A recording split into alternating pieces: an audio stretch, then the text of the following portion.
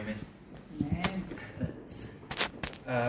Magandang umaga po sa inyong lahat. Bali, ito po ay final exam. At kayo po bilang mga guro, mga pinili ng Diyos upang makinig sa kanyang mensahe at gagamitin po niya ang inyong estudyante upang ihatid ang kanyang mensahe para sa inyo ngayong araw na ito. Tayo po bilang manggagawa dito sa bansang France, tayo ay pinili ng Panginoon upang maging kanyang alipin o tapat na manggagawa. Tulad ng mga Israelita, sila naman ay naging alipin din sa Ehipto bago sila tinawag ng Panginoon. Kaya naman po sa mga oras na ito, binibigay mensahe sa atin ng Panginoon dahil tayo ay katulad din ng mga Israelita nung tawagin. Ngunit ngayon ay ginagamit ng Diyos bilang daluyan ng kanyang pagpapala. Bilang katunayan, ang mga kababayan natin sa Pilipinas ay nagsisipunta sa Israel upang maampunan ng pagpapalang kaloob ng Diyos sa kanila. Kaya naman tayo ay inihahatid ng Panginoon ng mensaheng ito sa araw na ito upang tayo naman ay gamitin din ng Panginoon ng nadaluyan ng pagpapala pagdating ng araw sa tamang panahon. Bali, katunayan po ay ang mga tinawag ng Panginoon, mga tinawag ng Diyos ay talagang pinagpapala ng ating Panginoon at pinagagaan nila ang kanilang mga buhay dahil hindi naman nakakaya ng Diyos na tayo naghihikahos hanggang sa kanyang muling pagbabalik. Katunayan po nito, nung kinumusta ni Pablo ang mga taga-Korinto, simulan po natin ito nung kumustahin ni Pablo ang mga taga-Korinto. Katunayan na pinagpapala ng Diyos ang mga pinili niya. Sabi po ni Pablo, nagpapasalamat akong lagi sa aking Diyos tungkol sa inyo dahil sa biyaya ng Diyos na ipinagkaloob sa inyo sa pamamagitan ni Kristo Jesus, na kayo ay pinayaman sa Kanya sa lahat ng mga bagay, sa lahat ng pananalita at sa lahat ng kaalaman. Gaya ng pinagtibay sa inyo ang patutuo ni Kristo, ano pat kayo hindi nagkulang sa anumang kaloob na nagsisipaghintay ng kapahayag ng ating Panginoong sa Kristo. Bali, pag sinabi pong tayo ay pinagyaman sa lahat ng bagay, manggi sa pananalita at sa kaalaman, pag sinabing lahat ng bagay, tayo po ay binibless ng Panginoon sa lahat ng ating pangangailangan. Hindi tayo maghihikahos o hindi na tayo muling tatangis pa dahil sa ating paghihirap. Kaya naman ngayon ang mensahe ng Panginoon bilang tayo yung naglilingkod sa Kanya upang pagaanin ang ating pamumuhay dito sa mundong ito, tayo po ay tuturuan niya para tayo ay makaraos sa ating pamumuhay, sa ating pang-araw-araw na pamumuhay. At nang tayo umunlad din balang araw, hindi lang sa kaligtasan spiritually, dahil yan po itinuturo na ng ating mga leaders, ng ating mga teachers, pastors, tayo po ay paunlarin din ng Panginoon dito sa mundong ito na ating ginagalawan at magiging daluyan din tayo ng pagpapala pagdating ng araw o sa tamang panahon. Bali, ang mensahe po ng Panginoon ay babasahin natin. Sisimulan po natin dito sa Matthew 24, verse 45. Sabi po niya dito, ito po ay patungkol sa isang mabuti at tapat na alipin. Bilang paksa po ng ating final exam ay napaatas po sa akin ang servanthood na paksa. Kaya ito po ay sisimulan natin sa mensahe ng Panginoon sa Matthew 24 verse 45. Sabi po niya dito, sino nga ba ang aliping tapat at matalino na pinagkatiwalaan ng kanyang Panginoon sa kanyang sambahayan upang siya bigyan ng pagkain sa kapanahunan? Mapalad niya kung dumating ang kanyang Panginoon ay marahan siyang gayon ng kanyang mga ginagawa.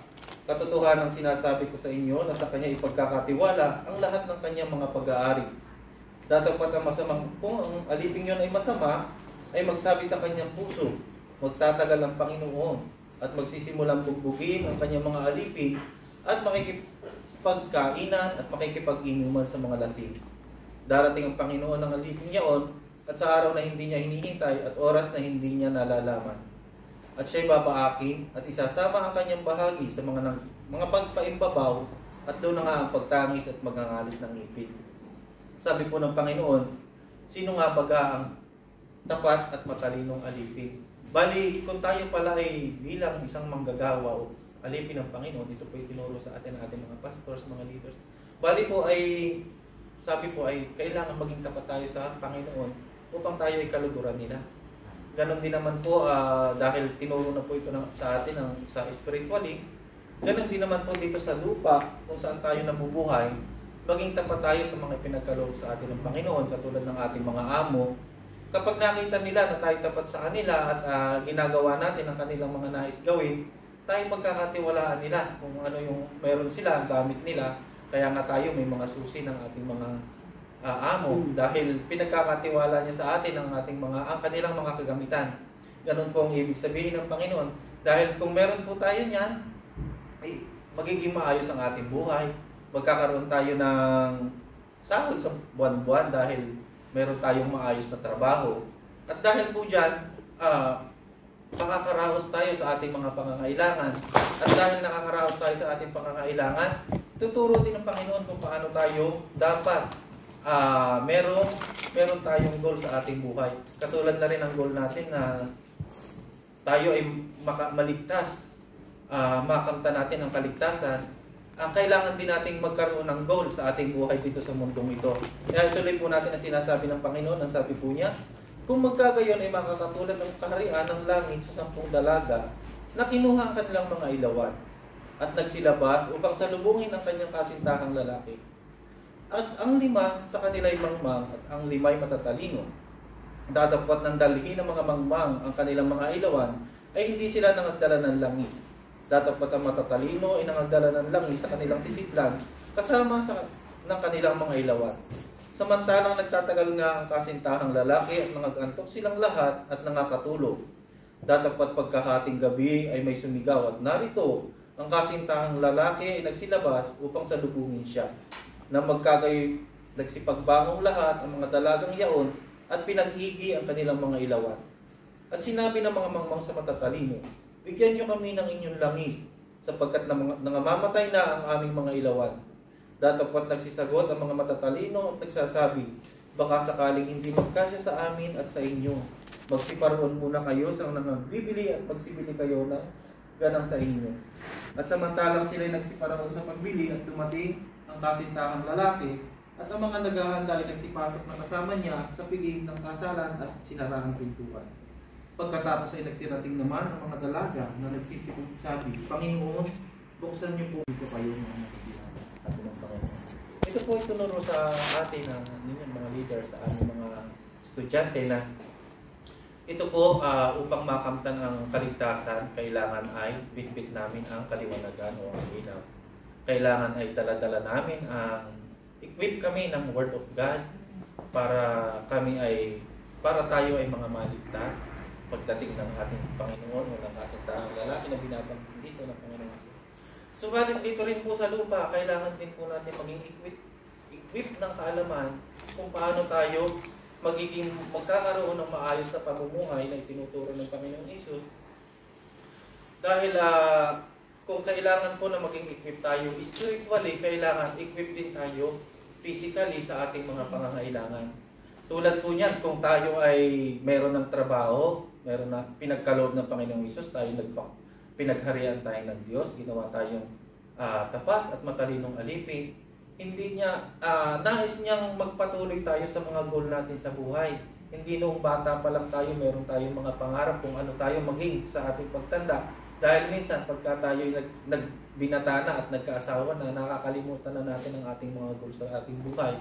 Ngayon po, ipinapaalala ulit ng Panginoong Hesus na dapat nating kailangan na maging equip tayo sa ating mga goals o sa ating mga hangarin. Kung nais mong magkaroon ng isang negosyo, kumbaga, na isang bakery, ganyan. Dapat ngayon pa lang, equip ka na sa kaalaman, alam mo kung ano ang dapat mong gawin, at alam mo ang bagay na dapat mong pasukin pagdating ng araw. Nang sa ganun, alam mo siya kung paano mo i-handle ang lahat ng bagay. Nang sa ganun, magkaroon pa ng maayos na pamumuhay pagdating ng araw. Yun po, ini-equip tayo ng Panginoon sa ating pamumuhay spiritually, at ini-equip din tayo ng Panginoon sa ating pamumuhay kung paano tayo gaganap sa ating mga pangarap sa buhay. Nang sa ganon ay maging daluyan tayo ng pagpapala pagdating ng araw. Ituloy po natin ang mensahe ng Panginoon Sapagkat tulad ng isang tao na nagparoon sa ibang lupain ay tinawag ang kanyang sariling mga alipin at ipinamahala sa kanila ang kanyang pag-aari. At ang isa binigyan niya ng 5 talento, at ang isa 2, at ang isa sa bawat isa ayon sa kanilang kaya, at siya yumaon sa kanyang paglalakbay. Ang tumanggap ng 5 talento, pagdakay yumaon at pinangalakal niya ang mga yaon, at siya'y nakinabang ng 5 pang talento. Sa gayanting paraan, ang tumanggap ng 2 ay nakinabang ng iba pang 2. Datapwat ang tumanggap ng isa ay yumaon at humukay sa lupa at itinago ang salapi sa kanyang Panginoon. Pagkatapos nga ng mahabang panahon ay dumating ang Panginoon ng aliping yaon at nakipaghusay sa kanila. At ang tumanggap ng 5 talento ay lumapit at nangagdala ng 5 pang talento at nangagsasabi, Panginoon, binigyan mo ako ng 5 talento, narito ako'y nakinabang ng 5 pang talento. Sinabi sa kanya ng kanyang Panginoon, mabuting gawa, mabuti at tapat na alipin. Nagtapat ka sa kakaunting bagay, pamamahalain kita sa maraming bagay. Pumasok ka sa kagalakan ng iyong Panginoon. At lumapit naman ang tumanggap ng 2 talento at sinasabi, Panginoon, binigyan niyo po ako ng 2 talento. Narito, ako po ay nakinabang ng 2 pang talento. Sinabi sa kanya ng kanyang Panginoon, mabuting gawa at mabuti at tapat na alipin. Nagtapat ka sa kakaunting bagay, pamamahalain kita sa maraming bagay. Pumasok ka sa kagalakan ng iyong Panginoon. Lumapit naman ang tumanggap ng 1 talento at sinabi, Panginoon, nakikilala kita na ikaw ay mapagmatigas, na ikaw ay gumagapas doon sa hindi mo hinasikan at nag-aani ka doon sa hindi mo sinabugan. At ako'y natakot at ako'y yumaon at aking itinago sa lupa ang talento mo. Narito, ang talento mo ipinagkaloob sa akin, sabi niya. Dapat sumagot ang kanyang Panginoon. Sinabi sa kanya, ikaw na aliping masama at tamad, sabi ng Panginoon. Nalalaman mong ako'y gumagapas sa hindi ko hinahasikan at nag-aani ako doon sa hindi ko sinasabugan.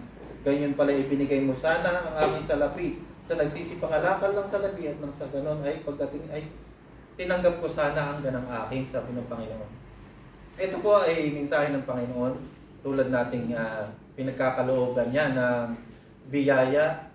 Una, tinuturuan niya tayo upang maging tapat at mabuting alipin nang sa ganon pagharian tayo ng Diyos at magkaroon tayo ng maayos na pamumuhay, magandang trabaho.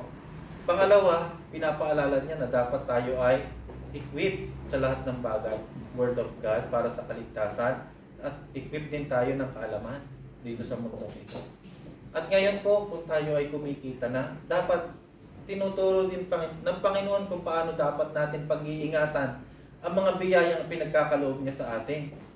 Kung tayo ay pinagkakalooban niya ng malaking halaga, pakaingatan natin ito dahil katulad ng pinagkalooban ng 5 talento sa panahon ito, yan po ay maikukumpara natin sa mga taong may pinag-aralan.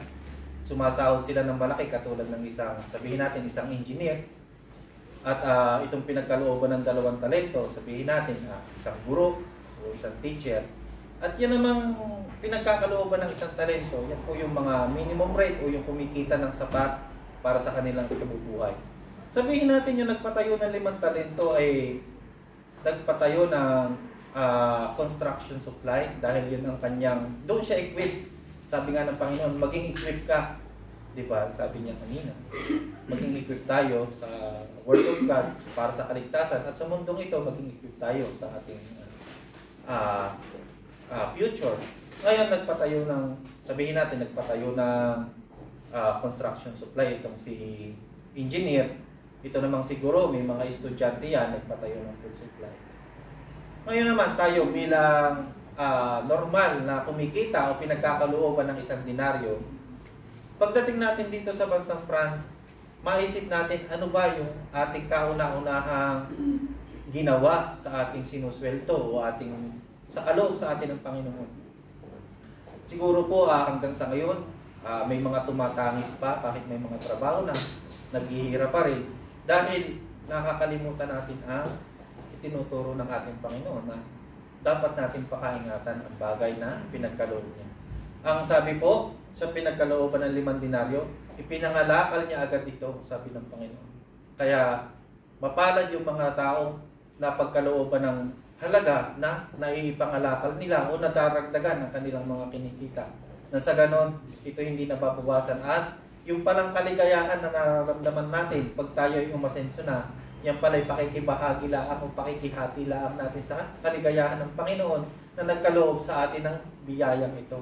Kaya sabi ng Panginoon, bakit kukuhanin pa sa atin yung 1 denaryo at ibibigay sa 5?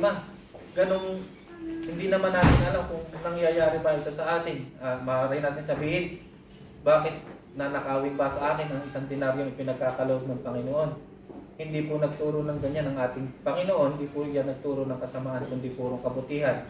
Kahit nangyayari po yan, minsan ang ating ginagawa, nagpapatayo tayo ng bahay, yun ang kaagad natin, kaunahan nating goal sa buhay, pagpatayo ng tahanan. Ngunit yun pong 1 denaryo, sabihin natin nagkakahalaga ng 1 denaryo ang ating tahanan pinaplano. Ngayon, ang bahay na nais natin ay magkakaloob natin yung 1 denaryo sa nagpatayo ng construction supply. Kaya ngayon, yung paggamitan ng construction supply, ibibigay doon sa ating planong bahay. Kaya yung 1 denaryo pinagkaloob sa atin ay napupunta sa pinagkalooban ng 5. Dahil yung 1 denaryo na meron tayo, ibinili natin ng kagamitan para tayo magkaroon ng bahay. Kaya ngayon, yung pera mo na 1 denaryo ay napunta doon sa may 5 denaryo at yan po ang nangyayari sa ating buhay. Hindi natin nadodoble, kaya yung ating kinikita ay napupunta doon sa pinagkalooban ng 5. Yan po ang mensahe. Kaya paano po yung ating meron pa tayo nakukuhanin pa? Kasi po nagpatayo tayo ng bahay, bonggang-bongga na, wala na tayong pera, yung 1 denaryo napunta na doon sa may 5. Ngayon tayo may mga anak na nag-aaral, kailangan nating ibili ng pagkain. Wala na tayong maibili kasi wala na tayong pera. Kaya naisanla pa natin yung ATM natin o nakapagsanla pa tayo ng mga alahas kung ano pa nang mayroon tayo at binili natin yung pagkain sa teacher o nagpatayo ng food supply, di ba? Kaya tayo ay nangyayari sa atin, hindi natin napapag-ingatan o napapag-aralan yung mga bagay na pinagkaloob sa atin ng Panginoon. At kung masusunod natin yung mga itinuro niya, kung paano tayo uunlad sa pamumuhay, tayo ay magiging maluwag, makakatulong tayo sa mga mahihirap, sa mga nagugutom at nauuhaw. Ang sabi po niya, kapag nag-aari na ang Diyos, sabi po niya, titipunin niya sa harap niya ang lahat ng mga bansa at sila'y pagbubukod-bukodin niya na gaya ng mga pagbubukod-bukod ng pastor sa mga tupa at sa mga kambing. Sabi niya, ilalagay ng Panginoon ang mga tupa sa kanyang kanan, datapat ang sa kaliwa ang mga kambing. Kung magkagayo sasabihin ng hari na sa kanan, magsiparito kayo, mga pinagpala ng aking Ama. Manahin ninyo sa akin ang kahariang nakahanda sa inyo, buhat ng itatagang sanlibutan. Sapagkat kayo, nung ako'y nagutom, ay ako'y inyong pinakain. Ako'y nauuhaw at inyo akong pinainom. Ako'y naging taga-ibang bayan at inyo akong pinatuloy. Naging hubad at inyo akong pinaramtan. Ako'y nagkasakit at inyo akong dinalaw. Ako'y nabilanggo at inyo akong pinaroonan. Kung magkagay, sasagutin siya ng mga matutuwid at mga sasabi, Panginoon, kailan ka namin nakita nagutom, o pinakain ka namin, o nauuhaw at pinainom ka? At kailan ka namin nakita isang taga-ibang bayan at pinatuloy ka, o hubad at pinaramtan ka? At kailan ka namin nakitang may sakit, o nasa bilangguan at dinalaw ka namin? At sasagot ang hari at sasabihin sa kanila, katotohanan sinasabi ko sa inyo, yamang inyong ginawa sa isa dito sa aking mga kapatid, kahit sa pinakamaliit na ito, sa akin ninyo ito ginawa. Bilang tayo ay normal na tao, kasi ang pagkakatawag po ng Panginoon sa mga Israelita, sila po ay tinawag nila 12. Tinawag po ang Levita bilang tagapagbahagi ng salita at ang normal na manggagawa ay tinawag nila bilang manggagawa, bilang sundalo o tagapabuti ng mga kabutihan o manggagawa, mga tagagawa ng mga nais na mga kaloob ng Panginoon. Kaya naman tayo, kung tayo ay isang Levita, tayo maglilingkod sa simbahan.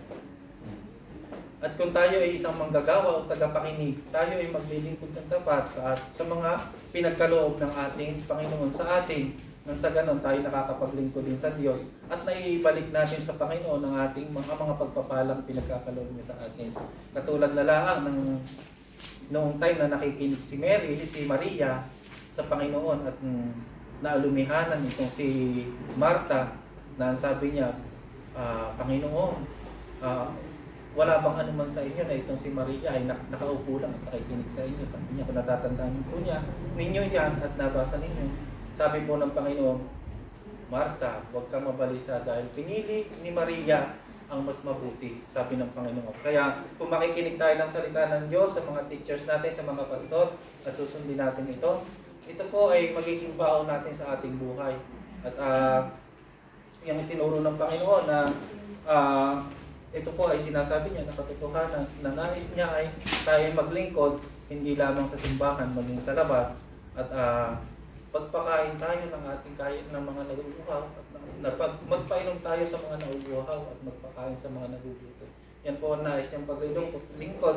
At sinang-ayunan naman yan ni Apostol Santiago na sabi niya sa Santiago 1:27 na ang dalisay at tapat na relihiyon ay tumulong at sa mga nahihirapan at sa mga babaeng bao at magpakabuti at ingatang walang dungis ang ating mga pamumuhay dito sa mundo. Kaya naman bilang pagtatapos ng exam na ito, nawa po ay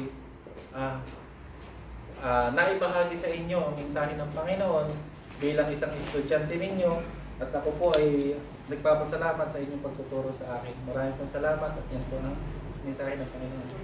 Salamat po. Bravo! Sino bang mentor nito? Pwede 5%. Pwede 10 minutes na lang? Mas nakacheck pa sila kasi Oh lala, dumami ng dumali ng judges ko. Doon na lang tayo ate sa likod. Ay, salamat. Parang si Oliver ito. sabi ko nagaba sarado pa eh. Sabi ko, sino kaya tong pastor na to? Ano, ito na ba yun? Si Brother Oliver. Pastura lang ng konti at ano. Picturean nga kita. Halik. Ah, yeah. Pastor Oliver, oh.